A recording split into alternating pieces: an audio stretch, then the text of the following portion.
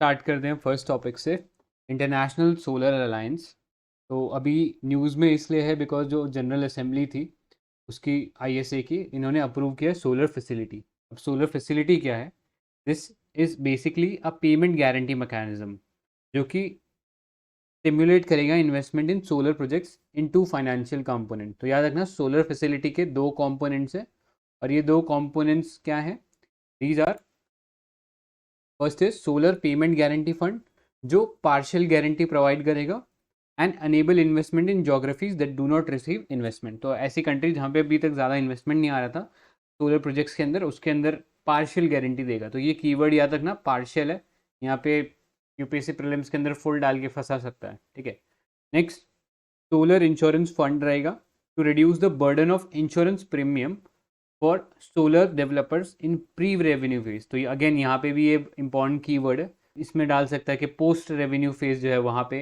तो ऐसा नहीं है, केवल प्री रेवेन्यू फेज के अंदर जो इंश्योरेंस प्रीमियम का जो बर्डन है उसको रिपे करेगा। तो याद रखना ये दो कंपोनेंट है, पहला है solar payment fund, payment guarantee fund, और दूसरा है सोलर इंश्योरेंस फंड। तो जो इंश्योरेंस पार्ट का जो प्रीमियम है उसको रिपे करेगा। फिर इसका ऑब्जेक्टिव क्या है? To attract private capital to the flow into underserved markets in Africa. Again एक इम्पॉर्टेंट पॉइंट है जहाँ पे फंसाया जा सकता है। जनरली हम सोचते हैं कि ये इंडिया लेड इनिशिएटिव है तो इंडिया में इन्वेस्टमेंट ला रहा होगा, लेकिन ये स्पेसिफिकली जो सोलर फैसिलिटी है ये अफ्रीका के अंदर जो अंडरसर्व्ड मार्केट्स है वहाँ पे पैसा डाल रहा है। इनफैक्ट चैनल के अंदर क्विज भी डला था इसके ऊपर, तो काफ़ी लोगों ने इस पार्ट पे इसको रॉन्ग किया था, तो ये थोड़ा ध्यान में रखना। Next, the assembly also re elected India and France as the president and co president. तो ये तो आपको पता ही होगा क्योंकि पहले भी यही जो दो कंट्रीज थी ये प्रेसिडेंट और को प्रेसिडेंट के रोल पे थी। अब थोड़ा सा बेसिक्स देख लेते हैं आईएसए के बारे में। तो you all must be knowing कि एक इंडिया लेड इनिशिएटिव है, हेडक्वार्टर इसका गुरुग्राम हरियाणा के अंदर है, और ये एक treaty based intergovernmental organisation है जिसे लॉन्च किया था इंडिया ने एंड फ्रांस ने, दोनों ने मिलकर लॉन्च किया था इन COP21 इन पेरिस। तो 2015 के अंदर इसको लॉन्च किया गया था और इसका ऑब्जेक्टिव था that is it was guided by its towards 1000 strategy which aims to mobilise. तो कुछ पैसा मोबिलाइज करने की बात करें तो वो अमाउंट है 1000 billion US dollars of investment in solar energy solution bye 2030। याद रखना टारगेट ईयर इसके अंदर ये है 2030 का। Next, delivering energy access to 1000 million people, यानी ऑलमोस्ट 1 बिलियन पीपल्स को ये क्लीन एनर्जी सॉल्यूशन प्रोवाइड करा देते, और installation of 1000 gigawatt of solar energy capacity. तो हर जगह आप देख रहे हो 1000 कॉमन आ रहा है, और यही टूवर्ड्स 1000 स्ट्रैटेजी था इसका। अभी तक currently 92 member countries have signed and ratified the ISA framework agreement. तो पहले जब ये चालू हुआ था तब जो ट्रॉपिक्स के बीच में जो कंट्री है, ट्रॉपिक ऑफ कैप्रिकॉन और ट्रॉपिक ऑफ कैंसर, उसके बीच के कंट्रीज अलाउड थी, लेकिन अब एक्सपैंड कर दिया गया और कोई भी यूएन मेंबर जो है इसका पार्ट बन सकता है। नेक्स्ट, इसको यूएन की जो जनरल असेंबली है उसमें ऑब्जर्वर स्टेटस मिला हुआ है बैक इन 2021, और इसकी जो एपेक्स बॉडी है या जो डिसीजन मेकिंग बॉडी है वो है आईएसएस असेंबली, जिसके अंदर 110 मेंबर्स है, और जितने भी मेंबर स्टेट है उन सबको ये ओपन है। इसके अलावा कुछ और इनिशिएटिव जो इन्होंने लिए, नोटेबल इनिशिएटिव जो हमें पता होने चाहिए। पहला है ISS solar technology application resource centre, जो कैपेसिटी बिल्डिंग में हेल्प करेगा so that the ISA member countries have the trained workforce in solar technology. Next है ISA solar fellowship for mid career professional, जो ऑलरेडी वर्किंग प्रोफेशनल है उनकी skilling और reskilling के लिए ये वर्क करेगा। नेक्स्ट है one sun one world one grid, ये बहुत ही इंपॉर्टेंट इनिशिएटिव है इस ISA का। तो बेसिकली हम एक ग्लोबल इंटरकनेक्टेड ग्रिड बनाने की कोशिश कर रहे हैं जहाँ पे अक्रॉस द कॉन्टिनेंट्स, जैसे एशिया और अफ्रीका के आपस में कनेक्शन होगा, फिर यूरोप में कनेक्शन होगा। तो इस तरीके से एक रिन्यूएबल एनर्जी का एक ग्रिड रहेगा जो इंश्योर करेगा कि एनर्जी जो है वो कॉन्टिन्यूसली मिलती रहे। क्योंकि ऐसा होगा कि सपोज एशिया के अंदर सनसेट हो रहा है तो अफ्रीका के अंदर अभी सनराइज ही हो रहा होगा। तो इस तरीके से जो ग्रिड है वो इंटरकनेक्शन के थ्रू कॉन्टिन्यूस इलेक्ट्रिसिटी प्रोवाइड करेगा। तो ये इसके अंदर apart from ISA World Bank भी इसमें साथ दे रहा है। तो याद रखना one sun one world one grid. Next, इससे रिलेटेड न्यूज़ देख लेते हैं। तो एक MOU, that is memorandum of understanding, has been signed between International Solar Alliance and International Civil Aviation Organization ICAO। तो इन लोगों ने ये एक MOU साइन किया है सो दैट ये जो एविएशन सेक्टर है जिसके अंदर CO2 का काफ़ी अमाउंट में रिलीज होता है, CO2, ये जो ग्रीन हाउस गैस एमिशन है, इसको रोकने के लिए ये MOU साइन किया गया है। अभी इंडिया के अंदर, as you all must be knowing, the Cochin या कोची इंटरनेशनल एयरपोर्ट है, that has become the world's first fully solar powered airport. ये अपने को पता होना चाहिए। अब थोड़ा बेसिक्स देख लेते हैं, ये ICO के बारे में जान लेते हैं। IR के पर्सपेक्टिव से इम्पोर्टेंट है ये जानना। तो this ICAO organization has been established under Convention on International Civil Aviation, जिसको शॉर्टली हम बोलते हैं शिकागो कन्वेंशन, जो Chicago is a place in US, तो उसके नाम से इसको जाना जाता है। नेक्स्ट ऑब्जेक्टिव क्या है? इस ऑर्गेनाइजेशन का जो सिविल एविएशन का जो सेक्टर है, इसको अक्रॉस द वर्ल्ड एक स्टैंडर्ड सेट होना चाहिए, और कोई भी डिस्प्यूट होती है सिविल एविएशन को लेके तो उसको रिजॉल्व करने का काम ये करता है। हेडक्वार्टर जो है इसका मॉन्ट्रियल, क्यूबेक, कनाडा के अंदर है, तो ये याद रखना। This is all you need to know about the ICAO। India इसमें मेंबर है। तो आगे चलते हैं नेक्स्ट टॉपिक पे। तो next topic is global environment facility council. तो एक बहुत ही इंपॉर्टेंट बॉडी है ये GEF, और इनकी अभी ये एक 62nd मीटिंग हुई थी, जो कि ग्लोबल एनवायरनमेंट फैसिलिटी का जो ट्रस्ट फंड है उसका फाइनल मीटिंग हुआ था यहाँ पे। और इससे 4 ईयर फंडिंग साइकिल जो है वो क्लोज हुई। अब ये 4 ईयर फंडिंग साइकिल शुरू हुई थी 2022 से लेके 2026 तक, तो ये 4 साल की साइकिल रहेगी।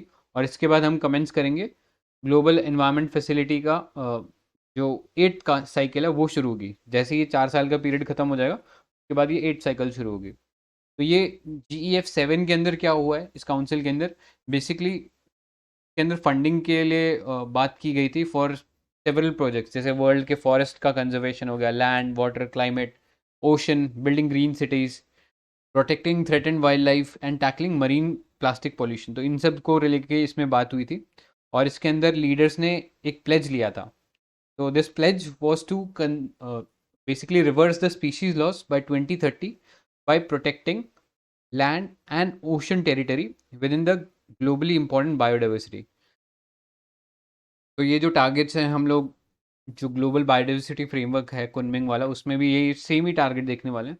तो ये बहुत सारी चीज़ें आप देखोगे रिपीट हो रही हैं अक्रॉस डिफरेंट प्लेटफॉर्म्स। तो यहाँ पे भी वही सेम चीज़ रिपीट हुई है कि जो स्पीशीज़ का जो लॉस है उसको रिवर्स करना है bye 2030। Next, 29 donor countries have pledged that they will put around $5.3 billion for GEF 8 replenishment period, that is July 2022 to June 2026 to meet nature and climate targets। तो जो डोनर कंट्रीज़ है वो आने वाले जो 4 ईयर की जो साइकिल है 22 से लेकर 26 तक, उसके अंदर $5.3 बिलियन जो है उसका इन्वेस्टमेंट करेंगे। नेक्स्ट, ये GEF की काउंसिल के बारे में बात करें तो इसमें एक मेन गवर्निंग बॉडी है जिसकी कंपोजिशन है, जिसको 32 मेंबर कंट्रीज जो हैं वो मिलकर कॉन्स्टिट्यूट करते हैं। इसमें 14 जो कंट्रीज़ है वो डेवलप कंट्रीज से आती हैं, और 16 जो है वो डेवलपिंग कंट्रीज से आती है, और जो 2 है they are economies in transition, यानी डेवलप से डेवलपिंग बन रही है या फिर लीज डेवलप से डेवलपिंग बन रही है। ठीक है, तो दीज आर द 3 कोटाज, और उस 3 कोटाज के अंदर इस तरीके से मेंबर्स आते हैं 14, 16 एंड 2। ठीक है, तो ये कंपोजिशन थोड़ा सा याद रखना। नेक्स्ट, ये जो मेंबर्स होते हैं ये रोटेट करते हैं डिफरेंट इंटरवल में क्रॉस द ईच कॉन्स्टिट्यूंसी या ईच कोटा। ठीक है, डेवलप में आपस में चेंज हो रहा है, डेवलपिंग में आपस में चेंज हो रहा है, और जो 2 ट्रांजिशन है उनके अंदर आपस में चेंज हो रहा है। तो India presently comprise of the constituency जिसके अंदर बांग्लादेश, भूटान, इंडिया, मालदीव्स, नेपाल, श्रीलंका इसके साथ है। तो ये चीज़ याद रखना। और GEF जो है दिस मीट्स ट्वाइस एनुअली। ठीक है, तो साल के अंदर 2 बार इनका मिलना होता है, और यहाँ पे डिसीजन मेकिंग जो है कंसेंसस से होती है। तो ये थोड़ा सा इंपॉर्टेंट है, यहाँ पे थोड़ा फंसा सकता है कि वंस ईयरली मीट होता है, या फिर जो डिसीजन है वो होता है वो मेजोरिटी से होता है। तो मेजोरिटी से नहीं है, कंसेंसस से है कि सबका अगर हाँ है तो तभी वो डिसीजन पास होगा। तो this is all you need to know about this GEF council. अब थोड़ा सा बेसिक्स और देख लेते हैं ग्लोबल एनवायरनमेंट फैसिलिटी के बारे में। तो इसका हेडक्वार्टर जो है वॉशिंगटन डीसी के अंदर है, और एस्टैब्लिश हुआ था ये भी जो रियो अर्थ समिट हुआ था 1992 के अंदर, उसी समिट के अंदर ये भी निकला था। Apart from the three sister organisation which is UNCBD convention on biodiversity, जो आप यहाँ पे देख सकते हो, CBD, UNCCD that is United Nation convention to combat desertification, और लास्ट है UNF triple C framework convention on climate change. तो ये तीन सिस्टर ऑर्गेनाइजेशन के साथ ये भी निकला था। इसके अलावा मतलब ये जो ग्लोबल एनवायरनमेंट फैसिलिटी है, ये बेसिकली फंडिंग का जो काम है वो करती है इन सब कन्वेंशंस को। इसके अलावा दो और कन्वेंशन है, एक है मीनामाटा कन्वेंशन जो कि मरकरी के ऊपर था, और एक है Stockholm convention on persistent organic pollutant, तो इसको भी फंडिंग प्रोवाइड करती है। इंडिया इसका मेंबर कंट्री है, तो ये भी याद रखने लायक डिटेल है हमारे लिए। अब इसके अंदर कुछ और फंड है, तो these include, one is special climate change fund and next is least developed countries fund. तो ये दो फंड जो हैं ये थोड़े इंपॉर्टेंट, याद रखना, ये जीएफ इसको मॉनिटर करता है, आगे इसको और देखेंगे, ये दोनों फंड्स को भी देखेंगे। बट इसके अलावा भी और भी कन्वेंशन है या प्रोटोकॉल्स है जिसको ये सपोर्ट करता है, जैसे मॉन्ट्रियल प्रोटोकॉल है, global ship ballast water treaty है। तो कोई बता सकता है ये global ship ballast water treaty में हम लोग क्या कर रहे हैं? एनीबडी?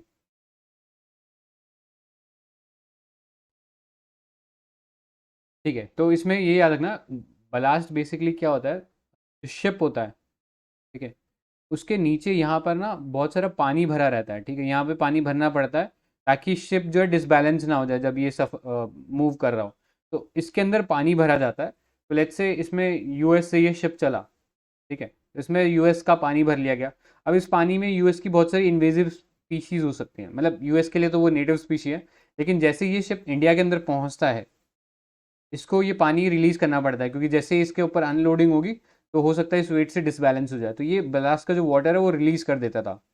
तो पहले क्या होता था, ये इन्वेजिव स्पीशीज डायरेक्टली इंडिया के पानी में चली जाती थी। तो जैसे आपने सुना होगा चारू म्यूजिल एक बार आ गए थे केरला बीचेस के ऊपर, तो ये बहुत सारी इन्वेजिव स्पीशीज को ले आता था ये ब्लास्ट वाटर के थ्रू।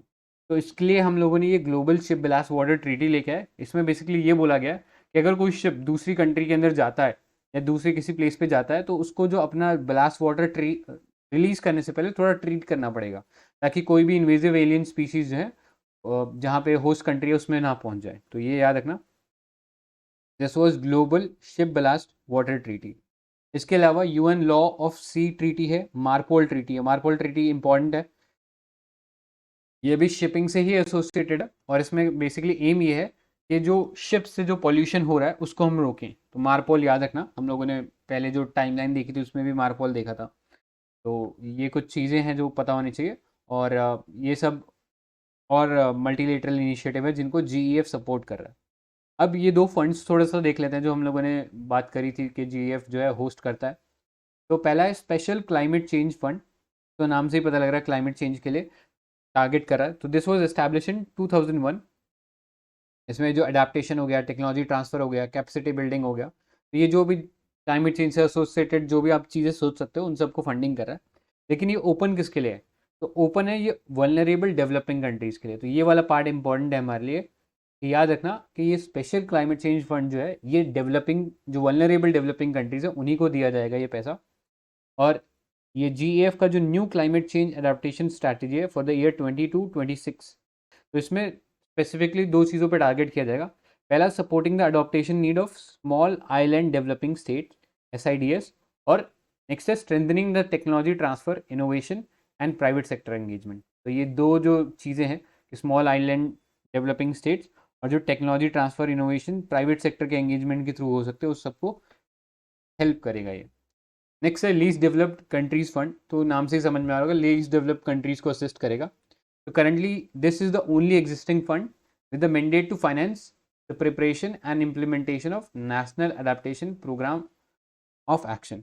तो हर कंट्री जो है वो अपना कुछ ना कुछ नेशनली डिटरमाइंड कॉन्ट्रीब्यूशन, जैसे पेरिस एग्रीमेंट के अंदर हो गया, मिटिगेटिव स्टेप ले रही है कि जिससे हम क्लाइमेट चेंज को रोक सकें। तो ये जो लीस्ट डेवलप कंट्रीज फंड है, ये जो लीस्ट डेवलपिंग कंट्रीज है इसको हेल्प करेगा, ताकि वो जो भी अडॉप्टेशन के लिए जो भी स्टेप लेने हैं उन सबको वो ले सकें। तो ये फंड इस तरीके से काम करेगा। नेक्स्ट थोड़ा सा रिलेटेड टॉपिक देख लो, जीईएफ स्मॉल ग्रांट प्रोग्राम। तो अभी इंडिया के अंदर ये जो स्मॉल ग्रांट प्रोग्राम है ऑफ दिस GEF, ये कुछ सिविल सोसाइटीज़ को दिया गया। तो थोड़ा सा डिटेल देख लेते हैं इसके बारे में। So the year 2022 marks the seventh phase of the small grant program, which is implemented by Ministry of Environment, Forest and Climate Change, UNDP and TERI। तो ये तीन ऑर्गेनाइजेशन है इसके अंदर।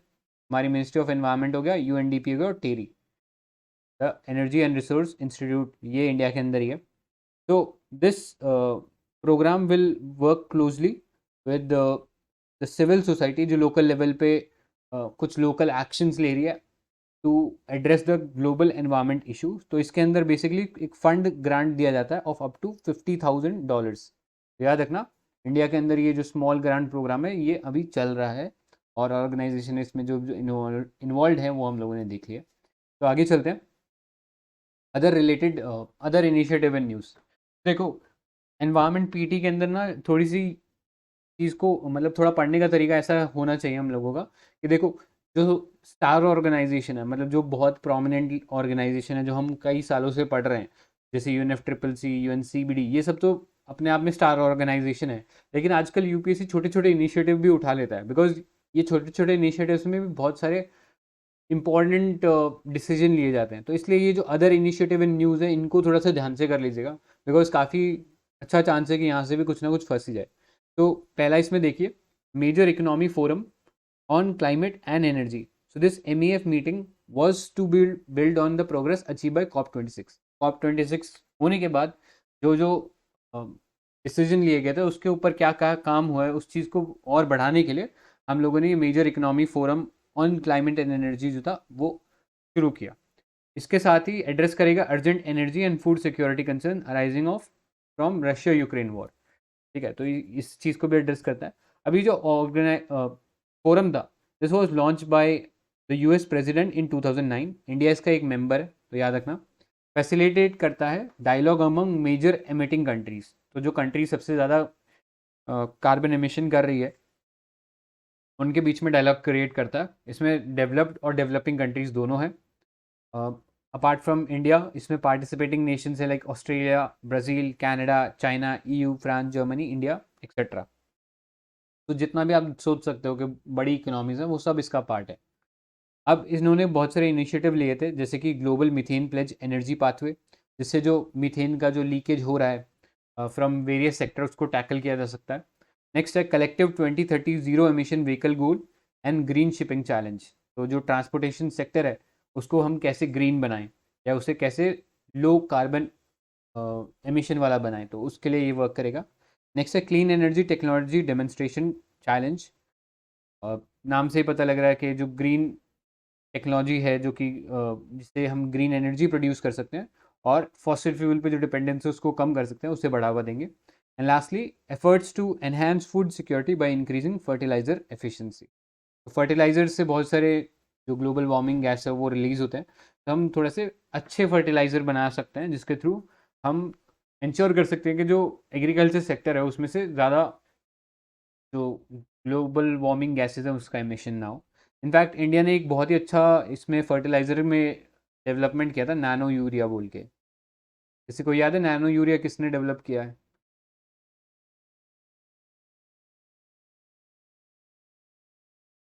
कूल है, तो याद रखना नैनो यूरिया जो है ये इफ्को ने बनाया है, और बहुत ही रेवोल्यूशनरी स्टेप है। नेक्स्ट, इंडिया ने यहाँ पे अपना जो मिशन लाइफ है उसको भी लॉन्च किया एज अ ग्लोबल मूवमेंट। तो ये याद रखना, मिशन लाइफ हम ऑलरेडी इस PT में पढ़ चुके हैं, तो वापस नहीं देखने वाले हैं। आगे चलते हैं। Next topic is world green economy summit. तो हमारे जो यूनियन मिनिस्टर थे of environment, he basically attended the ministerial round table for the green economy eight Dubai UAE। तो थोड़ा सा ऑक्सीमोरॉनिक है, मतलब आयरनी है इस सेंस में कि सबसे ज़्यादा ऑयल हम लोग गल्फ कंट्री से प्रोड्यूस करें, और वही गल्फ कंट्री जो है ये वर्ल्ड ग्रीन इकोनॉमी समिट की तरफ हमें लेके जा रही है। तो इसलिए थोड़ा सा डिफरेंट है, और इस तरीके से आप इसको याद भी रख सकते हो। तो याद रखना, this is led by UAE and काम क्या है, to propel action to deliver a sustainable future. ये जो ग्रीन इकोनॉमी की तरफ हम लोग जाएं from currently the high emission of green house gases जो इकोनॉमी में हो रहा है से हम ग्रीन इकोनॉमी की तरफ जाएं। Next, clean energy ministerial CEM। तो इंडिया ने अभी होस्ट किया है clean energy ministerial of senior officials meeting. तो यहाँ पे डिस्कस किया गया कि कुछ हाई एमिशन एरियाज हैं, उसको हम कैसे टैकल कर सकते हैं, या क्लीन पावर को हम कैसे बढ़ावा दे सकते हैं। तो this was a high level global forum of 29 countries, India इसका पार्ट था, और इसके अंदर जो भी क्लीन एनर्जी से रिलेटेड जो भी नॉलेज है, बेस्ट प्रैक्टिस है, वो शेयर की गई थी। आगे चलते हैं, global clean energy action forum. तो union minister of science and tech took part in this global clean energy action forum at Pittsburgh, USA। ये अपने ही तरह का एक पहला मीटिंग था जहाँ पे 30 कंट्रीज हैड पार्टिसिपेटेड, और इसके अंदर जो क्लीन एनर्जी की तरफ हमें जो टेक्नोलॉजी चाहिए, नॉलेज चाहिए, उन सब के ऊपर डिस्कशन हुआ। Apart from that, joint convening of the 13 clean energy ministerial, जो CEM 13 था, और 7th mission innovation ministerial was also hosted by US Department of Energy and Carnegie Mellon University। तो अभी ये जो क्लीन एनर्जी मिनिस्ट्रियल हम लोगों ने देखा, इसके अलावा जो मिशन इनोवेशन है, जो हम लोगों ने देखा था पेरिस जो डील थी, उसी के दौरान मिशन इनोवेशन लॉन्च हुआ था। और इससे पहले हम लोगों ने इसी PT के अंदर जो इंटीग्रेटेड रिफाइनरीज का जो रोड मैप था, वो भी डिस्कस किया था अंडर मिशन इनोवेशन। तो आई होप ये सब याद ही होगा आप लोगों को। Next, science based target initiative है। तो this is a partnership between CDP, which is a global non-profit organization, United Nations Global Compact, and World Resource Institute, and World Wide Fund for Nature। ये जो 4 organisation है, इन लोगों ने मिलके ये science based target initiative launch किया है। और इसमें हम लोग जो प्राइवेट सेक्टर है उससे नज कर रहे हैं कि वो साइंस बेस्ड एमिशन टारगेट्स रखे और अपने जो भी वर्क है उसको लेस कार्बन एमिशन वाला बनाए। ठीक है, तो this is science based target initiative. आगे चलते हैं, zero emission vehicle transition council. तो नाम से ही पता लग रहा है जो ट्रांसपोर्टेशन सेक्टर है उसको जीरो एमिशन की तरफ ले जाने की बात करा। तो ये ग्लोबल फोरम है जो कि was establish in year 2020 at COP26। The Niti Aayog represented in India. ठीक है, तो नीति आयोग ने इंडिया को रिप्रेजेंट कर रहा था इस zero emission vehicle transition council में। तो ये चीज़ थोड़ा सा याद रखना, और इंडिया इसका मेंबर है। नेक्स्ट चलते हैं, leaders in climate change management. The National Institute of Urban Affairs and World Resource Institute have jointly launched the Leaders in the Climate Change Management। तो ये एक प्रैक्टिस बेस्ड प्रोग्राम है, मतलब hands on training दिलवाएगा कुछ urban professionals को, ताकि वो lead कर सके climate action across different sectors and geography in India. तो इसमें अभी एनविसाज ये है कि हम 5000 प्रोफेशनल्स को प्रिपेयर करें so that they can lead the climate action. और इसके लिए हम लोगों ने एडमिनिस्ट्रेटिव ट्रेनिंग इंस्टीट्यूट जो कि मैसूरू में है, that became the first delivery partner. तो ये जो कैपेसिटी बिल्डिंग है प्रोफेशनल्स का, वो करने में हमारा काम करेगा। तो याद रखना, एडमिनिस्ट्रेटिव ट्रेनिंग इंस्टीट्यूट मैसूरू जो है वो उसको पहला डिलीवरी पार्टनर बना इस प्रोग्राम के अंदर। तो that is all you need to know about this. Next चलते हैं, ग्रीन इवेंट्स टूल। तो gulf organisation for research and development, GORD, UNFCCC Secretariat, and UNEP have unveiled an online green event tool to facilitate eco-friendly events। तो बहुत सारे events होते हैं, ठीक है, और उसके अंदर बहुत सारा कार्बन एमिशन होता है। जैसे अभी G20 का ही ले लो, तो जगह जगह इसके इवेंट्स हो रहे हैं अक्रॉस द इंडिया, और ऐसे में बहुत ज़्यादा कार्बन एमिशन हो जाता है कई बार इन इवेंट्स को सेटअप करने के लिए। तो ऐसे में ये जो 3 ऑर्गेनाइजेशन है, इसने मिलकर एक ऑनलाइन प्लेटफॉर्म बनाया है जिसके थ्रू हम लोग इंश्योर कर सकते हैं कि जो भी नेगेटिव इम्पैक्ट हो रहे हैं ऐसे इवेंट्स के, वो कम हो सके। This GET was first introduce at the COP26 in Glasgow in 2021। तो ये था दिस ग्रीन इवेंट टूल। आगे चलते हैं, ग्लोबल क्लाइमेट ऑब्जर्विंग सिस्टम। तो this is an implementation plan which was release by world meteorological organisation. तो ये global climate observing system, नाम से ही पता लग रहा है कि कुछ ऑब्जर्व कर रहा है। तो ये वर्ल्ड मीटरोलॉजिकल ऑर्गेनाइजेशन जो है यहाँ पे आइडेंटिफाई कर रही है गैप्स इन अर्थ ऑब्जर्वेशन, मतलब ऐसे एरियाज जहाँ पे अर्थ के ऊपर ऑब्जर्वेशन करने में कुछ और चीज़ें करनी पड़ेंगी हमें, उसको बेसिकली ये मॉनिटर करता है। जैसे मीथेन कितना रिलीज़ हो रहा है, अगर उसमें कोई गैप है उस ऑब्जर्वेशन में, तो इसको उसको बूस्ट करने के लिए क्या क्या स्टेप लेने पड़ेंगे, तो ये इस GCOS इम्प्लीमेंटेशन प्लान में वर्ल्ड मीटरोलॉजिकल ऑर्गेनाइजेशन बताता है। इसके अलावा इसमें को स्पॉन्सर भी हैं, जैसे inter governmental oceanographic commission of the UNESCO, next है UNEP, and lastly international science council. तो ये भी तीन जो ऑर्गेनाइजेशन है इसके अंदर को स्पॉन्सर है। तो याद रखना, global climate observing system. Next, global alliance for industry decarbonization.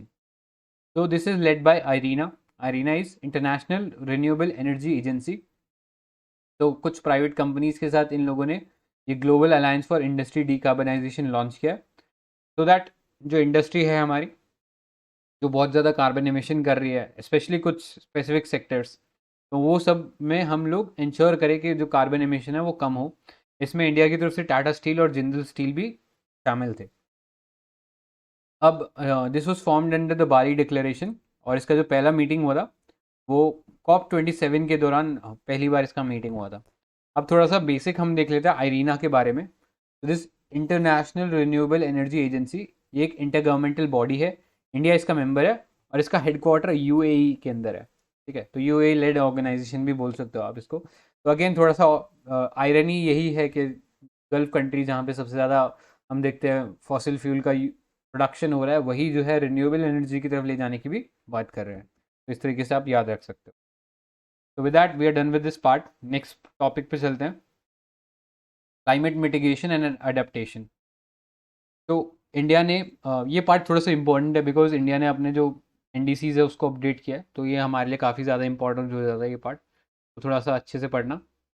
तो इंडियाज़ अपडेटेड NDCs, तो as you all know UNFCCC जो है उसके अंदर ये जो नेशनल डिटरमाइंड कंट्रीब्यूशन थे ये बताने पड़ते हैं। स्पेसिफिकली जो पेरिस डील हुई थी उसके बाद ये नेशनली डिटरमाइंड कंट्रीब्यूशन का कॉन्सेप्ट आया था।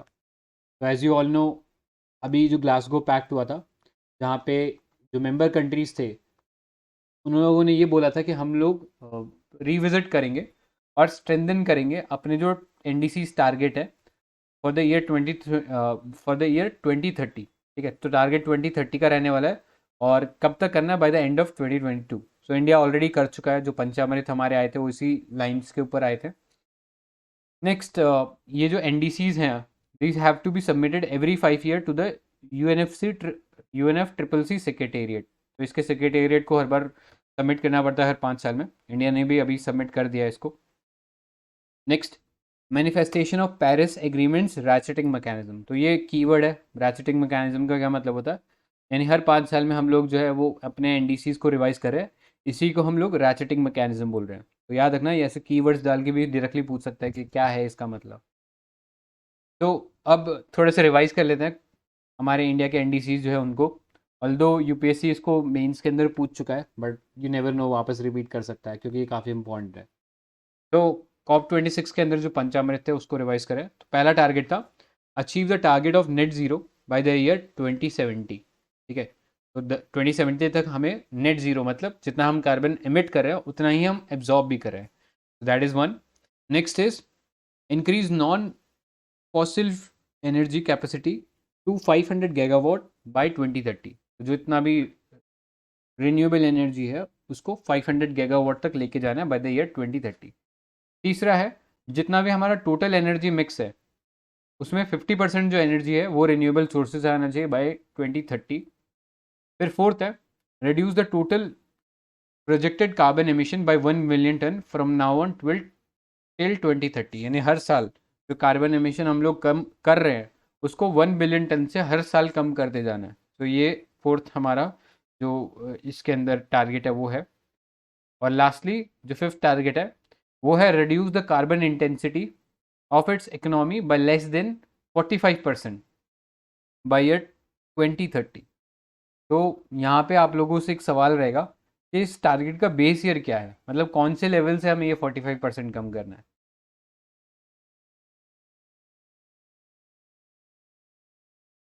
ठीक है, तो ये याद रखना 2005 लेवल है ये छोटी छोटी चीज़ें थोड़ा सा दिमाग में होनी चाहिए, अदरवाइज वहाँ पे जाके काफ़ी कन्फ्यूजन हो जाएगा। ठीक है, पेपर में। ऑलराइट, आगे चलते हैं। तो इसमें एक खास बात ये है कि हम लोगों ने अपडेट किए हैं हमारे जो प्रीवियस एनडीसीज थे जो 2015 में हम लोगों ने लेके आए थे, उनमें से पहले 3 थे केवल एनडीसीज, उसमें से 2 को हम लोगों ने रिवाइज किया है। पहला है एमिशन इंटेंसिटी और दूसरा है non fossil fuel installed energy capacity है, उसके अंदर जो नॉन फॉसिल फ्यूल का जो कंट्रीब्यूशन है उसको हम लोगों ने रिवाइज किया है। नेक्स्ट, इसमें से 2 पंचामृत के जो कमिटमेंट्स हैं, जैसे कि एक है 500 gigawatt of non fossil fuel energy and दूसरा है emission of at least 1 billion ton of carbon जो हम कम करने वाले हैं। ये जो 2 टारगेट्स थे सेकंड, और जो फोर्थ है टारगेट, बेसिकली इनको हम लोगों ने कन्वर्ट नहीं किया ऑफिशियल टारगेट में, तो ये अभी अनऑफिशियल टारगेट ही है। तो याद रखना ऑफिशियल कौन कौन से, ऑफिशियल 1 है, 3 है और 5 जो है ये ऑफिशियल टारगेट्स है, ये चीज़ याद रखना।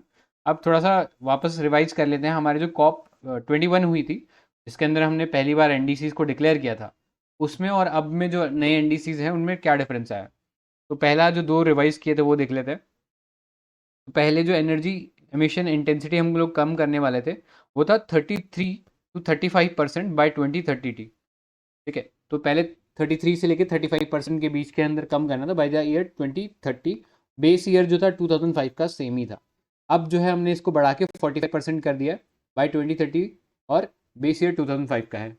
नेक्स्ट, जो हमारा जो क्यूमुलेटिव इलेक्ट्रिक पावर जो इंस्टॉल कैपेसिटी थी, मतलब जितने भी हमारी इलेक्ट्रिसिटी की इंस्टॉल कैपेसिटी थी, उसमें जो नॉन फॉसिल फ्यूल एनर्जी थी उसमें हमने टारगेट रखा था पहले 40%, अब इसको बढ़ा के 50% कर दिया गया। बाकी जो एडिशनल सिंक क्रिएट करना था, जैसे फॉरेस्ट लगा के हम लोग कार्बन सिंक बनाते हैं, ये कार्बन सिक्वेस्ट्रेशन करते हैं, तो वो टारगेट सेम ही रहा है। पहले भी 2.5 से 3 बिलियन टन था, अभी भी वो सेम टारगेट ही चल रहा है। तो this is all you need to know about the updated NDCs, और ये जो पुराने एनडीसीज थे वो कैसे डिफरेंट थे इससे। तो with that moving on to the next topic. तो ये क्वालिटेटिव टारगेट्स भी हैं बट ये इम्पॉर्टेंट नहीं है, बिकॉज इसमें कोई फैक्ट बेस कुछ नहीं है हमारे लिए याद रखने के लिए। ये सब क्वालिटेटिव एस्पेक्ट्स थे, इसमें वो क्लाइमेट फ्रेंडली लाइफस्टाइल अपनाना, मिशन लाइफ जैसी चीज़ें वो शामिल है। ठीक है, तो इसमें से कोई स्पेसिफिकली फैक्चुअल क्वेश्चन नहीं बन सकता। तो आगे चलते हैं, नेक्स्ट रिपोर्ट देखते हैं, एडेप्टेशन गैप रिपोर्ट। तो एक बहुत ही इंपॉर्टेंट फ्लैगशिप रिपोर्ट है। निकालता कौन है, तो यूएनईपी इस रिपोर्ट को निकालता है। और एडेप्टेशन गैप रिपोर्ट 2022 की ये जो रिपोर्ट थी, इसका टाइटल था too little too slow climate adaptation failure puts world at risk. तो याद रखना ये इस रिपोर्ट का टाइटल था। अब आगे चलते हैं कि रिपोर्ट में बोला क्या गया था। तो देखो, ये जितनी भी रिपोर्ट्स हम लोग इस टाइप की पढ़ रहे हैं, यूनिफ ट्रिपल सी की हो गई या फिर आईपीसीसी के हम लोगों ने जो थर्ड पार्ट था उस रिपोर्ट का वो भी देखा, तो ये रिपोर्ट्स में जो टारगेट लिखे रहते हैं कि इतना एमिशन करेंगे तो 1.5 डिग्री से कम हो जाएगा या उतना करेंगे तो कम हो जाएगा, तो ये सारे थोड़ी से नॉन साइंटिफिक से क्लेम है। ऑल्दो ये सब रिसर्च से आए हैं लेकिन यूनिफॉर्म क्लेम नहीं है, तो काफ़ी हाई प्रोबेबिलिटी है कि ये चीज़ पूछी नहीं जाएगी, बिकॉज डिफरेंट ऑर्गेनाइजेशन का डिफरेंट पैरामीटर है ये निकालने का कि कितना एमिशन हमें कम करना है। तो ये चीज़ यूनिफॉर्म नहीं है, अलग अलग रिपोर्ट में आप अलग अलग चीज़ पढ़ोगे। तो एक दो रिपोर्ट देख लेना, इससे ज़्यादा अगर ये कहीं पे आपको इस टाइप का डेटा मिल रहा है तो उसको दिमाग में रखने की ज़रूरत नहीं है, क्योंकि वो पूछे जाने की प्रोबेबिलिटी ऑलमोस्ट ज़ीरो है। ठीक है, so with that in mind थोड़े से बेसिक चीज़ देख लेते हैं जो कि अडॉप्टेशन गैप रिपोर्ट में बोला गया था। पहला एक तो ये बोला गया था कि 84% of the parties to the UNF triple C have at least one national adaptation planning instrument. यानी जितनी भी ये पार्टीज थी उसमें से 84% पार्टीज ने कुछ ना कुछ क्लाइमेट चेंज को लेके एक नेशनल प्लान बना रखा है, विच इज़ गुड। ठीक है, नेक्स्ट, हमारा जो अडेप्टेशन फंड के लिए पैसा मोबिलाइज करने वाले थे, जो कि डेवलप्ड कंट्रीज मोबिलाइज करने वाली थी फॉर द डेवलपिंग कंट्रीज, यानी यूएस वगैरह कंट्रीज से हमें पैसा आना था, इंडिया जो कि एक डेवलपिंग कंट्री है। तो जो टोटल फंड बोला गया था 100 यूएस बिलियन डॉलर्स का, that fell short by 17 billion US dollars. तो वहाँ पे कमी है उस फंड के अंदर, ये चीज़ बोली गई थी। अब थोड़ा सा बेसिक पे आते हैं, यूएनईपी के बारे में देख लेते हैं। तो यूएनईपी एक इंटर गवर्नमेंटल ऑर्गेनाइजेशन है, एस्टैब्लिश हुई थी जून 1972 में, जो हम लोग पहले भी डिस्कस कर चुके हैं, जो United nation conference on human environment हुआ था, जिसे हम कॉमनली जानते हैं स्टॉकहोम कॉन्फ्रेंस से। अभी उसकी 50th एनिवर्सरी भी हम लोग सेलिब्रेट कर ही रहे थे। तो नायरोबी केनिया में इसका हेडक्वार्टर है, और एक खास बात ये, डेवलपिंग कंट्रीज़ में बहुत ही कम ऑर्गेनाइजेशन है जिनका एक्चुअली हेडक्वार्टर है, तो ये यूएनईपी उनमें से एक है। नेक्स्ट, इंडिया इसका मेंबर है। और बहुत सारी इंपॉर्टेंट रिपोर्ट्स ये निकालता है, जैसे कि ग्लोबल एनवायरनमेंट आउटलुक हो गया, अभी हमने अडेप्टेशन गैप रिपोर्ट तो पढ़ा ही है। इसके अलावा ट्रिपल इमरजेंसी और cooling emission and policy synthesis report भी है, वही ऑर्गेनाइजेशन निकालता है। अब ये जो ऑर्गेनाइजेशन है, इसमें फंडिंग जो है वॉलेंट्री कंट्रीब्यूशन से आती है, जो कि इसकी 95% ऑफ इनकम बनती है। तो याद रखना, वॉलेंट्री है, मतलब कोई स्पेसिफिक फ़ी नहीं है, किसी के ऊपर कंपल्शन कुछ भी नहीं है। ज़्यादातर जो पैसा है वॉलेंट्री बेसिस पे इसको आता है। अब यूएनईपी ने बहुत सारे एग्रीमेंट्स को एडमिनिस्टर किया है, जैसे साइट्स को किया है, बॉर्न कन्वेंशन को किया है। Born convention is convention on conservation of migratory species. जितने भी माइग्रेटरी स्पीशीज़ है वो बॉर्न कन्वेंशन के अंडर आते हैं। फिर अब वियना कन्वेंशन जो ओजोन लेयर के लिए था 1985 में। बेजल कन्वेंशन था on the control of transboundary movement of hazardous waste 1989। Convention on biological diversity CBD. Rotterdam convention जो कि पेस्टिसाइड के जो मूवमेंट है उसके ऊपर बात करता है। Stockholm convention persistent organic pollutants के ऊपर बात करता है। और मीना माटा कन्वेंशन जो मरकरी के ऊपर था इन 2013। तो ये सारे जो एग्रीमेंट्स है ये यूएनईपी ने ही एडमिनिस्टर किए हैं। तो बहुत ही इंपॉर्टेंट ऑर्गेनाइजेशन है, इसीलिए ये जब ऑर्गेनाइजेशन जो हम लोगों ने पढ़ा या ये जो एग्रीमेंट्स हम लोगों ने पढ़े ये भी काफ़ी इंपॉर्टेंट है। तो इसको भी थोड़ा सा ध्यान में रखना कि ये कन्वेंशन जो है ये किस चीज़ को एक्चुअली में टारगेट करते हैं। ठीक है, with that let's move on to the next part. तो इसी से एक रिलेटेड न्यूज़ है, एमिशन गैप रिपोर्ट। ये भी यूएनईपी निकालता है, तो याद रखना अडेप्टेशन गैप रिपोर्ट भी ये निकालता है और एमिशन गैप भी रिपोर्ट ये भी यही निकालता है। अब एमिशन गैप है क्या? तो basically this gap tells us जो डिफरेंट कंट्रीज ने जो प्लेजेस लिए हैं कि वो ग्रीन हाउस गैस एमिशन को इतना रिड्यूस करेंगे, compare that with the estimated reduction जो कि रिक्वायर्ड है 2 डिग्री सेल्सियस या प्रेफरेबली 1.5 डिग्री सेल्सियस रखने के लिए। उसके बीच में जो गैप है उसको हम बोलते हैं कि this is what is emission gap. तो इस रिपोर्ट के अकॉर्डिंग हमें अगेन कुछ एस्टिमेट दिए गए हैं कि 30% रखना चाहिए, 45% रखना चाहिए। तो आई डोंट थिंक कि बार बार ये फिगर जो है याद रखना हमारे लिए इम्पॉर्टेंट है। तो इसमें एक इम्पॉर्टेंट फाइंडिंग यही था कि India is the third largest green house gas emitter after China which stands it first, USA which stands it second. लेकिन अगर पर कैपिटा की बात करें, पर कैपिटा एमिशन जो है वो इंडिया का बहुत ही कम हो जाता है फिर, क्योंकि बहुत ह्यूज पॉपुलेशन है। तो this is all you need to know about this adaptation gap report. एक रिलेटेड न्यूज़ और थी इसमें, which is principle for locally led adaptation.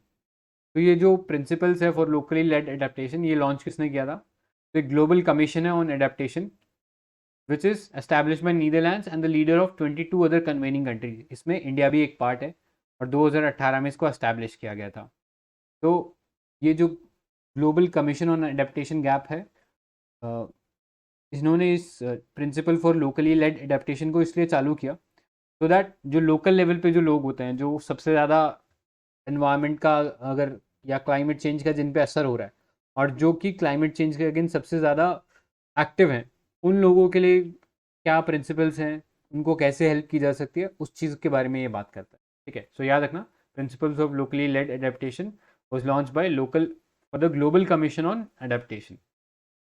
So with that, moving on to the next topic, carbon capture utilisation and storage, CCUS इसका short form है।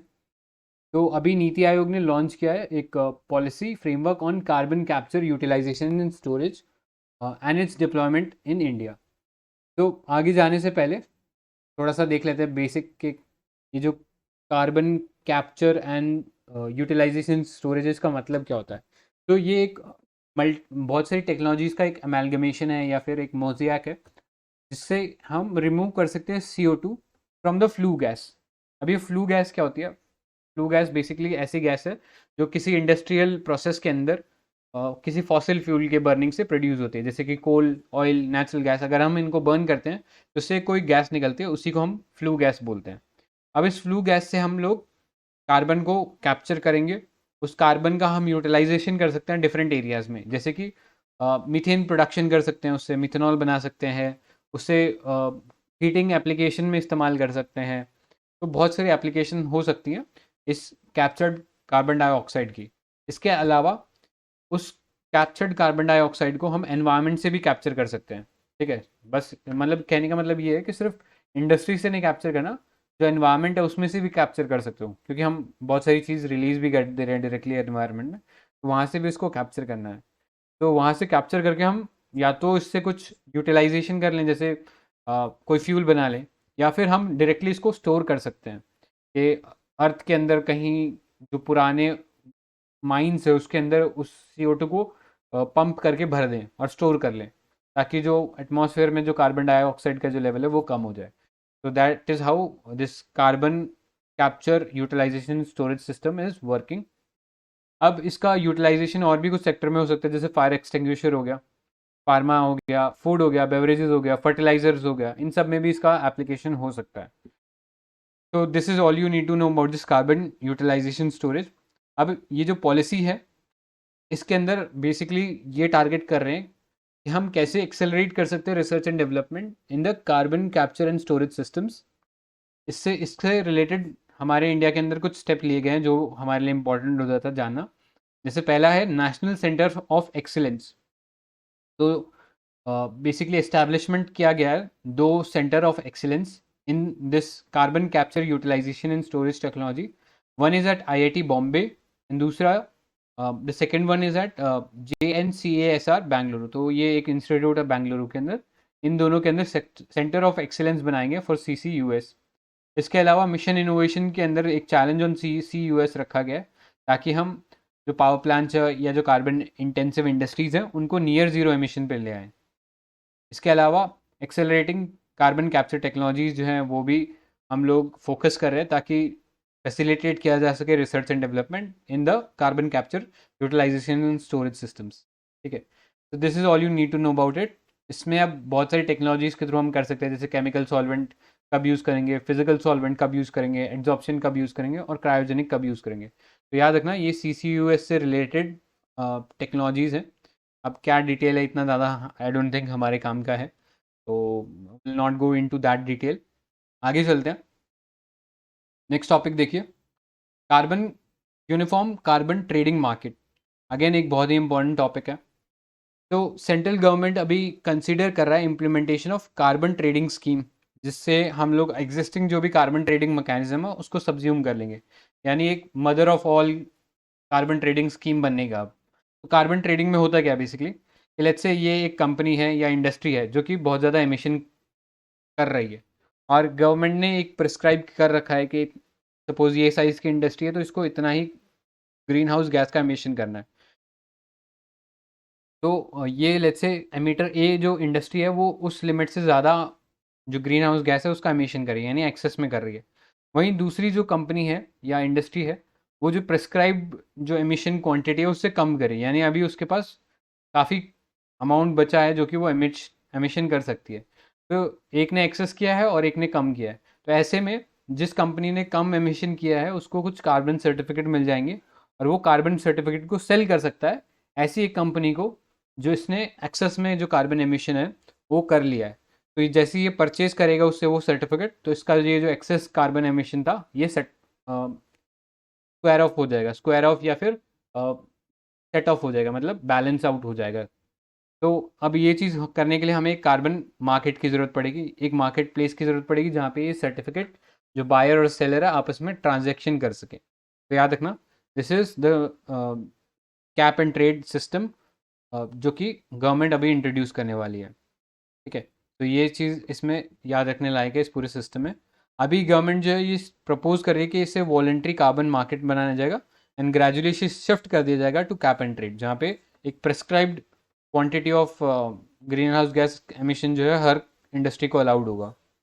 अगर उसके beyond जाता है तो फिर उसे सर्टिफिकेट खरीदना पड़ेगा, और अगर उससे नीचे रहता है तो उसे सर्टिफिकेट गवर्नमेंट देगी। ठीक है, this would be similar to the EU emission trading system, जो हम लोग ऑलरेडी अभी हम थोड़ा देर पहले ही लाइक लास्ट हमने जो पढ़ा था उसमें हमने CBAM के बारे में पढ़ा था, क्रॉस बॉर्डर एडजस्टमेंट मैकेनिज्म, जो कि EU के अंदर कोई भी नॉन EU बेस्ड प्रोडक्ट आता है तो उसके ऊपर टैक्स लगेगा।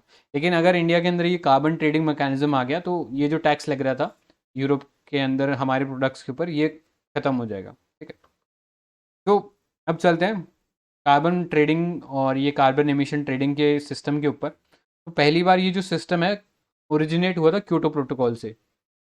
ठीक है, तो क्योटो प्रोटोकॉल में हम लोगों ने बहुत सी चीज़ें देखी थी, जैसे कि एमिशन ट्रेडिंग हो गया, क्लीन डेवलपमेंट मैकेनिज्म हो गया, जॉइंट इम्प्लीमेंटेशन हो गया। तो ये था क्योटो प्रोटोकॉल। अब आपको पता ही है क्योटो प्रोटोकॉल एक्सपायर हो चुका है और उसकी जगह जो है पेरिस एग्रीमेंट आ चुका है।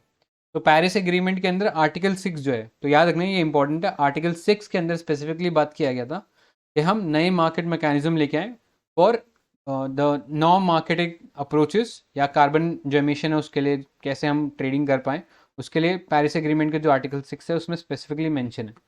अब इसमें दो टाइप का मार्केटिंग अप्रोच हो सकता है। पहला है इंटरनेशनली ट्रांसफर्ड मिटिगेशन आउटकम्स।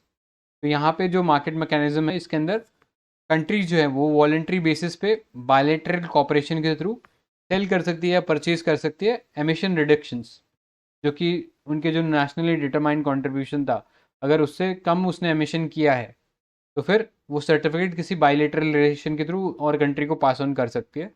दूसरा है मार्केट मैकेनिज्म। यहाँ पे जो भी ट्रेडिंग में रिडक्शन, सॉरी एमिशन में जो भी रिडक्शन किया गया था वो कोई भी पब्लिक और प्राइवेट कंपनी किसी भी कंपनी को अक्रॉस द वर्ल्ड बेच सकती है। तो ये दोनों में डिफरेंस है। पहले में बायलैटरल कॉपरेशन के थ्रू सेल कर सकती है कंट्रीज जो है आपस में, और दूसरे में कंपनीज जो है आपस में सेल कर सकती है सर्टिफिकेट। तो ये दो जो सिस्टम है, पहला है इंटरनेशनली ट्रांसफर्ड मिटिगेशन आउटकम और दूसरा है सस्टेनेबल डेवलपमेंट मैकेनिज्म। ये दोनों जो टूल्स है ये पेरिस एग्रीमेंट के आर्टिकल 6 के अंदर मेंशन्ड है। नेक्स्ट, अभी लेटेस्ट डेवलपमेंट अगर हम बात करें तो चाइना ने वर्ल्ड का largest market for carbon emission trading जो है लॉन्च किया है इन ईयर 2021। और आपने देखा भी कि अभी वर्ल्ड के अंदर सबसे ज़्यादा ग्रीन हाउस गैस का एमिशन जो है वो चाइना के अंदर ही कर हो रहा है। तो दिस मेक सेंस कि वो उसने ही सबसे बड़ा ये मार्केट बनाया है। अब इंडिया के अंदर कुछ एग्जिस्टिंग मैकेनिज्म्स हैं जो कि कार्बन ट्रेडिंग मैकेनिज्म्स वर्क कर रहे हैं, ठीक है। तो ये existing carbon trading mechanism India में कौन कौन से हैं? पहला है रिन्यूएबल एनर्जी सर्टिफिकेट, REC। तो ये एक मार्केट बेस्ड इंस्ट्रूमेंट है जो कि प्रमोट करा रिन्यूएबल एनर्जी को और फैसिलिटेट करा compliance of renewable purchase obligation. तो ये रिन्यूएबल परचेज ऑब्लिगेशन किसको खरीदना पड़ा था? तो डिस्कॉम्स जो होते हैं, जो कंपनी हमारे घरों पे इलेक्ट्रिसिटी पहुंचाती है, उनके ऊपर गवर्नमेंट ने मैंडेट कर दिया था कि आपको अपना जो एनर्जी मिक्स है उसमें कुछ अमाउंट रिन्यूएबल एनर्जी का डेफिनेटली परचेज करना पड़ेगा। तो ये जो डिस्कॉम्स है इनके ऊपर ये RPO लागू होता है। और लेट्स से कोई कंपनी है, उसने जितना रिन्यूएबल परचेज ऑब्लिगेशन था, लेट्स से उसके ऊपर ये था कि आपको 10% एनर्जी जो है वो रिन्यूएबल से लेके आनी है, लेकिन वो लेट्स से 20% ले आता है। तो यहाँ पे उसको 10% का जो है ज़्यादा रिन्यूएबल परचेज करने पर रिन्यूएबल एनर्जी सर्टिफिकेट मिलेगा जिसको वो आगे सेल कर सकता है। तो यहाँ पे 1 रिन्यूएबल एनर्जी सर्टिफिकेट जो है वो इक्विवेलेंट होता है 1 MW के, ठीक है। तो ये यूनिट थोड़ा सा याद रख लेना, ये पावर की यूनिट होती है। Next, it can be bought voluntary by entities and दो कैटेगरीज बनाए गए हैं इन रिन्यूएबल एनर्जी सर्टिफिकेट के, एक है सोलर REC और दूसरा है नॉन सोलर REC। अब ये ट्रेड कहाँ होते हैं और ट्रेड कैसे होते हैं? तो हमारी जो सेंट्रल इलेक्ट्रिसिटी रेगुलेटरी कमीशन है, जो कि एपेक्स बॉडी है इलेक्ट्रिसिटी सेक्टर को लेके, वो बेसिकली अप्रूव करता है कुछ पावर एक्सचेंजेस को जहाँ पे ये सर्टिफिकेट सेल किए जा सकते हैं या बाय किए जा सकते हैं। पहला है इंडियन एनर्जी एक्सचेंज IEX और दूसरा है पावर एक्सचेंज ऑफ इंडिया। इन दो मार्केट्स के ऊपर इन्हें सेल या बाय किया जा सकता है। नेक्स्ट है energy saving certificates under perform trade and achieve scheme. तो ये कुछ स्पेसिफिक सेक्टर जो हैं हमारी इकोनॉमी के, लाइक एल्यूमिनियम हो गया, होटल हो गया, डिस्कॉम्स हो गया, इनके लिए ये सर्टिफिकेट दिए जाते हैं। और ये एक regulatory market based regulatory instrument है जो कि स्पेसिफिकली टारगेट करता है कि हम रिड्यूस करें energy consumption in certain energy intensive industry, ठीक है। तो ये जो हम लोगों ने सेक्टर्स की बात किया, aluminium, hotels, thermal power plants, यहाँ पे हम लोग टारगेट कर रहे हैं कि ये जो अपना जो एनर्जी यूसेज है इसको कम करें, और अगर ये यूसेज कम करते हैं तो हम इन्हें एनर्जी सेविंग सर्टिफिकेट देते हैं। अब सेम चीज़ है, ये सर्टिफिकेट देता कौन है? ये देता है सेंट्रल गवर्नमेंट। और इसको सेल या परचेज कहाँ किया जा सकता है? तो अगेन ये भी जो इंडियन एनर्जी एक्सचेंज है IEX और power exchange India limited PXIL, यहीं पे इनको ट्रेड किया जा सकता है। तो this is all you need to know about the existing carbon trading mechanism जो कि अभी इंडिया के अंदर है। अब आगे चलते हैं। कुछ रिलेटेड न्यूज़ देख लेते हैं। तो पहला टॉपिक है इसमें, फर्स्ट कार्बन न्यूट्रल पंचायत। तो पाली है, कंफ्यूज मत होना, पाली राजस्थान के अंदर भी देखने को मिलता है आपको। ये पाली जो है डबल एल वाला है, ये जम्मू के अंदर है। And this became India's first carbon neutral panchayat. ठीक है, ये यानी ये नेट कार्बन जीरो हो रहा है इस पंचायत से, यानी जितना प्रोड्यूस कर रहा है कार्बन उतना ही सिक्वेस्टर भी कर रहा है। Next, climate tipping point. तो अभी रिसेंटली साइंटिस्ट ने ऑब्जर्व किया है breakup of Conger ice shelf in the eastern Antarctica. तो याद रखना, कॉन्गर आइस शेल्फ जो है ये एंटार्क्टिका से रिलेटेड है, और ये एक आइस शेल्फ जो है वो जो मेन एंटार्क्टिका का जो पार्ट था उससे ब्रेक ऑफ हो गया है। रीज़न इसका ये बताया गया है कि जो टेम्परेचर राइज हो रहा है एंटार्क्टिका में, उसकी वजह से ये इतना बड़ा आइस का शेल्फ जो है ब्रेक ऑफ हो गया है। अब एंटार्क्टिका जो रीजन है, साइंटिस्ट ने डिक्लेयर किया है कि ये टिपिंग पॉइंट है। टिपिंग पॉइंट क्या होता है? Tipping point is a point beyond which अगर कोई स्मॉल चेंज भी किया जाता है किसी एनवायरनमेंट के अंदर या इकोसिस्टम के अंदर, तो वहाँ से क्लाइमेट में एक इरिवर्सिबल चेंज आ जाता है। जैसे लेट्स से हम लोगों ने अमेजोन फॉरेस्ट है, उसमें थोड़े बहुत फॉरेस्ट काट दिए, ठीक है, तो हमारे एनवायरनमेंट में इतनी पावर होती है कि उस चीज़ को वो वापस बैलेंस कर लेता है, कि ज़्यादा रेनफॉल करवा देगा उस एरिया में और फिर वापस से नए पेड़ आ जाएंगे। लेकिन लेट्स से हमने आधे से ज़्यादा अमेजोन रेन फॉरेस्ट काट दिया, तो ऐसे में एनवायरनमेंट अपने आप को वापस रीबैलेंस नहीं कर पाएगा और एक इरिवर्सिबल चेंज में चला जाएगा। फिर वो हो सकता है कि रेन फॉरेस्ट से डेसिडियस फॉरेस्ट बन जाए। ठीक है, तो ये जो है ये टिपिंग पॉइंट जो है, अगर ऐसा चेंज हो जाता है तो इससे जो वर्ल्ड का जो क्लाइमेट है इस पर एक बहुत ही एडवर्स इम्पैक्ट पड़ेगा, यानी पूरा जो वर्ल्ड का जो क्लाइमेट है ये इम्पैक्ट हो जाएगा इनसे। तो ऐसे साइंटिस्ट ने ऑब्जर्व किया 9 टिपिंग पॉइंट्स। पहला है इसमें अमेजोन का रेन फॉरेस्ट, ठीक है। दूसरा है आर्टिक की सी आइस। तीसरा है एटलांटिक सर्कुलेशन, जो एटलांटिक मेरिडोनियल ओशन सर्कुलेशन पढ़ते हैं, वो चीज़ इसके अंदर एक टिपिंग पॉइंट है। फिर है boreal forest in the North Americas. फिर है कोरल रीफ्स, जो कि ऑस्ट्रेलिया के जो नॉर्थ ईस्ट कोस्ट है वहाँ पे पड़ता है। फिर है ग्रीनलैंड का आइस शीट। फिर सेवेंथ है permafrost of the Siberia region. फिर है वेस्ट एटलांटिक आइस शीट और ईस्ट एंटार्क्टिका का जो आइस शीट है। ये टोटल मिला के 9 टिपिंग पॉइंट है। अगर ये प्लेसेस में कोई इरिवर्सिबल चेंज होता है तो हमारा पूरा का पूरा क्लाइमेट जो है एडवर्सली इम्पैक्ट हो जाएगा। तो this is all you need to know about the global tipping points. आगे चलते हैं, ग्रीन वॉशिंग। तो ये टर्म काफ़ी बार न्यूज़ में रहा है। अभी recently reserve bank of India के जो डिप्यूटी गवर्नर हैं उन्होंने एक कॉल दिया है कि हम एक टेक्सोनॉमी बनाने की ज़रूरत है ऑन ग्रीन फाइनेंस। टेक्सोनॉमी का मतलब कि ग्रीन फाइनेंस जो है उसके अंदर हमें कैटेगरीज बनाने की ज़रूरत है, क्लासिफिकेशन बनाने की ज़रूरत है, ताकि ग्रीन वॉशिंग ना हो पाए। अब ये ग्रीन वॉशिंग होता क्या है? This is basically misleading the general public by the companies, ये बोल के कि जो उनके प्रोडक्ट्स हैं वो ग्रीन प्रोडक्ट्स हैं या फिर क्लाइमेट फ्रेंडली या एनवायरनमेंट फ्रेंडली प्रोडक्ट्स हैं। ठीक है, जबकि असल में ऐसा कुछ है नहीं। तो बहुत सारे तरीके होते हैं, जैसे फिबिंग एक तरीका है कि आप क्लेम कर रहे हो कि एनवायरनमेंट के रिगार्डिंग जो भी आपने क्लेम किया वो फॉल्स है।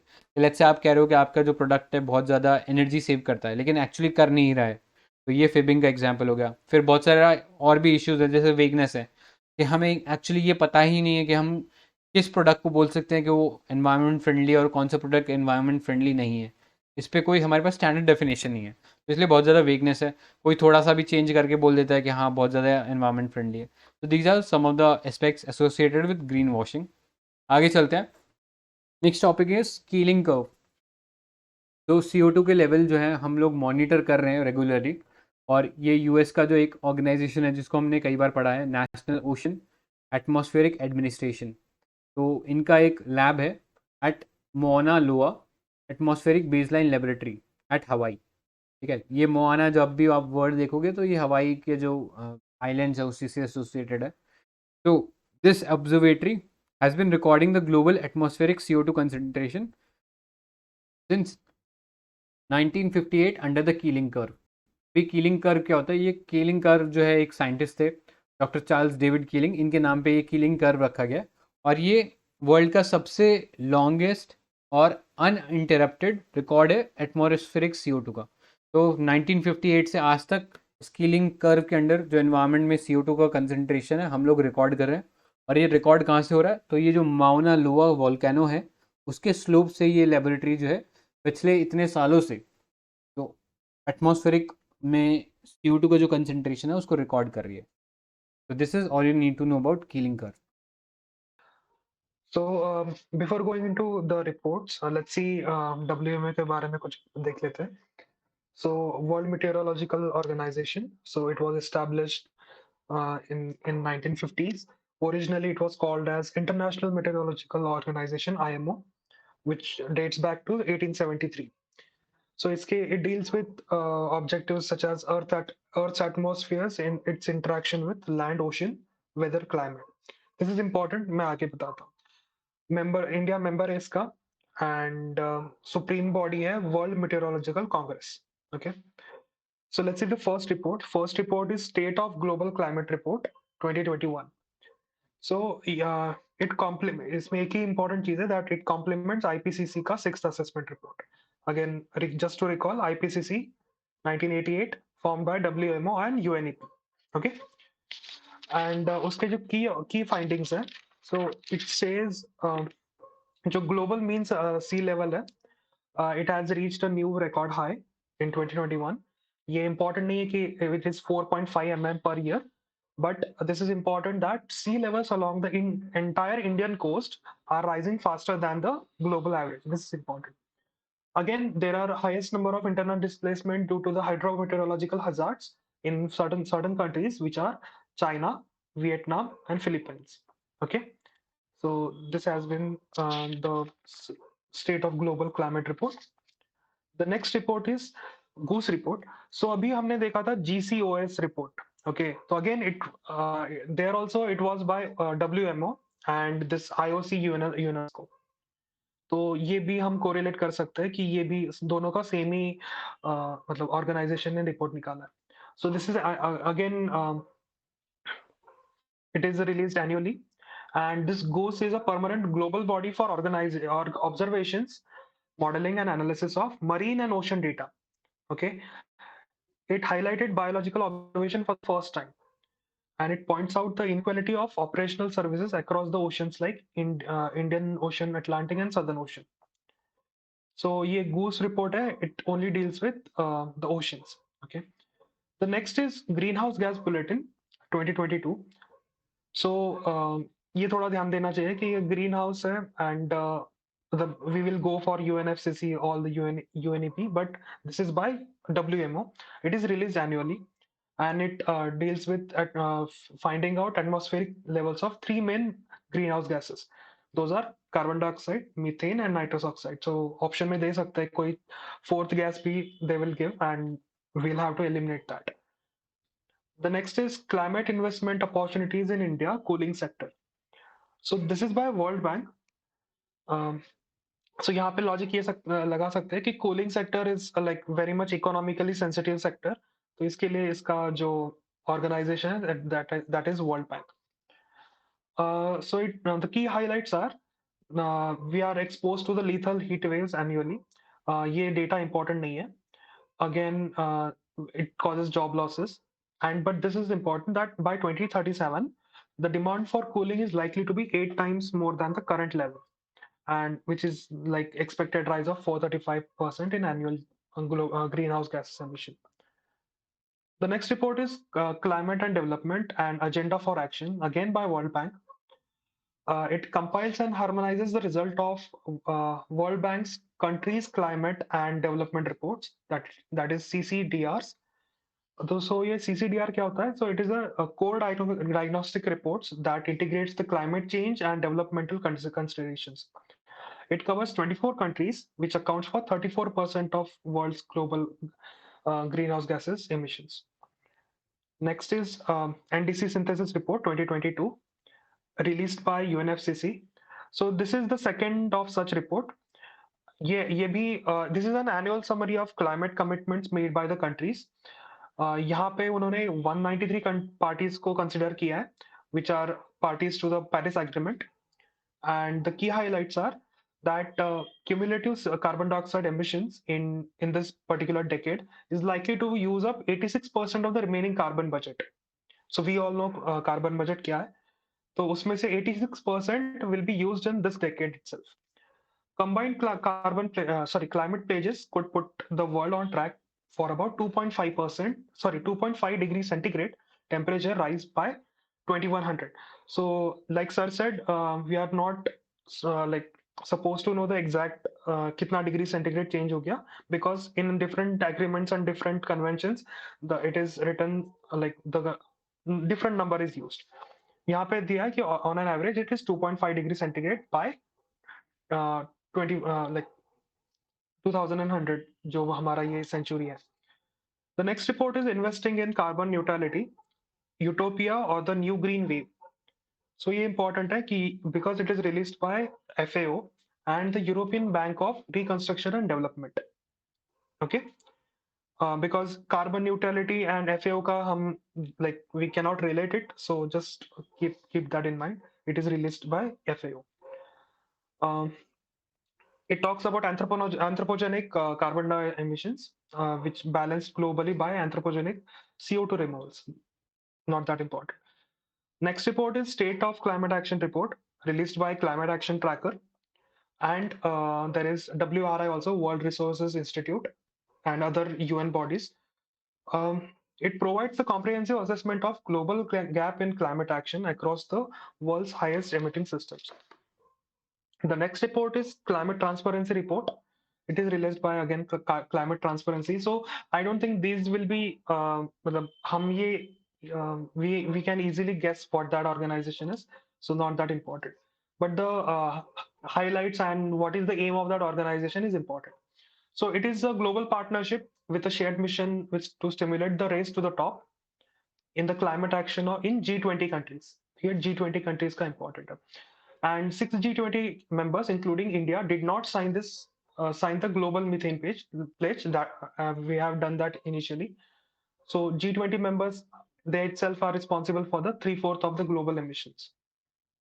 Next report is Global Carbon Budget 2022 report. It is released by Global Carbon Project. This GCP was established in 2001.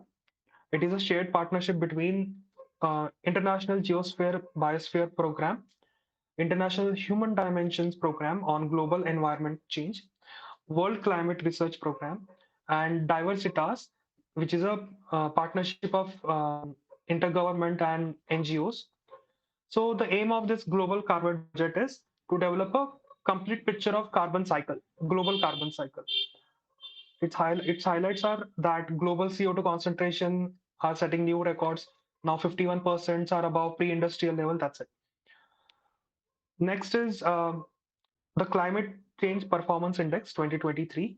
It is released by German Watch, New Climate Institute, and Climate Action Network. So three organizations are there. And ये German Watch पहले भी आ चुका है, so just keep that in mind कि Climate Change Performance Index. It evaluates 59 countries and European Union, including India. There are four categories that are global greenhouse gas emissions, renewable energy use, and then climate policy. It also tracks the implementation of Paris agreements.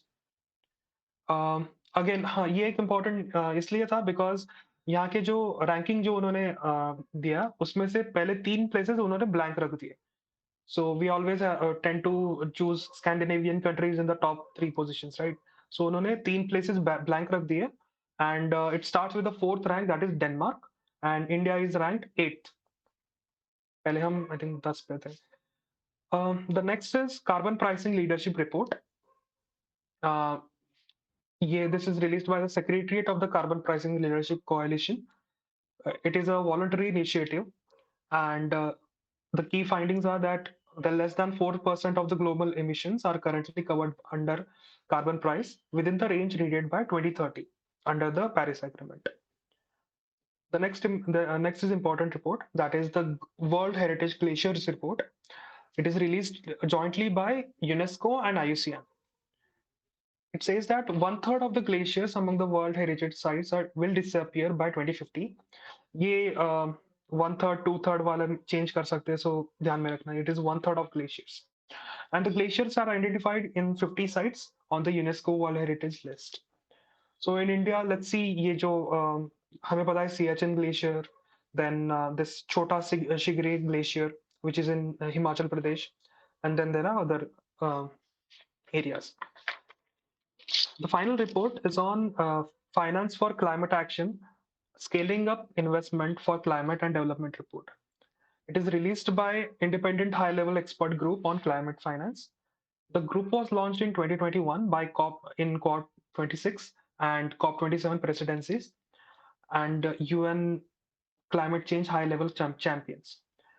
The status of this climate finance is like 90% of the total climate finance is targeting the mitigation activities. Okay, so mitigation is something like which has already happened, and we are just trying to um, okay, how shall I put it? Like we are trying to put some solution to it, but we know that it will not eradicate the problem completely. So now most of the climate finance were raised as a debt, of which 16% was the low cost, and emerging markets and developing economies, except China, will need around 2 trillions per year by 2030. So these are the reports. तो मतलब ये reports में ना बहुत सारे छोटे मोटे organisation भी हैं जो हम लोगों ने ज़्यादातर सुना नहीं होगा, और आजकल यूपीएससी भी यही कर रहा है कि ऐसी छोटी मोटी ऑर्गेनाइजेशन को उठा के पूछ लेता है, apart from the big organisation like UNFCCC, जो बात मैंने शुरू में बोली थी। तो थोड़ा बहुत ये छोटी मोटी ऑर्गेनाइजेशन को देख लेना, बट क्या चीज़ नहीं देखना है, तो जैसा हम लोगों ने डिस्कस किया कि बहुत सारे ऐसे नंबर्स हैं जो कि डिस्क्रीट है, मतलब अक्रॉस डिफरेंट, जैसे जैसे आप डिफरेंट रिपोर्ट देखोगे उसमें सेम टारगेट के लिए कुछ डिफरेंट नंबर दिया हुआ है। अब जैसे ये यहाँ पे पॉइंट लिखा है कि China will need 2 trillion per year by 2030, तो इस टाइप की जो डिटेल है हमारे काम की नहीं है, पेपर में नहीं पूछी जाएंगी कि चाइना को कितना पैसा चाहिए। ठीक है, तो ऐसे ही आपको भी कॉन्शियसली इस टाइप की डिटेल को साइडलाइन करना है, जो मेन इंपॉर्टेंट पार्ट है उस पर थोड़ा सा ज़्यादा फोकस करना है जब आप नेक्स्ट टाइम रिविजन करने जाओगे तो। ठीक है, तो आइडेंटिफाई दोज पार्ट। ये PDF तो हम लोगों ने हाईलाइट कर ही दिया है, जो भी इंपॉर्टेंट पार्ट है आपको पढ़ने लायक। बाकी अपने एंड से भी कोशिश करना जो भी इंपॉर्टेंट है उसको आप हाईलाइट करते रहो, तो दैट जब आपका सेकेंड रिविजन हो तो आप उस चीज़ को और फास्टर कर सको। ठीक है, तो with that will end the session today hair.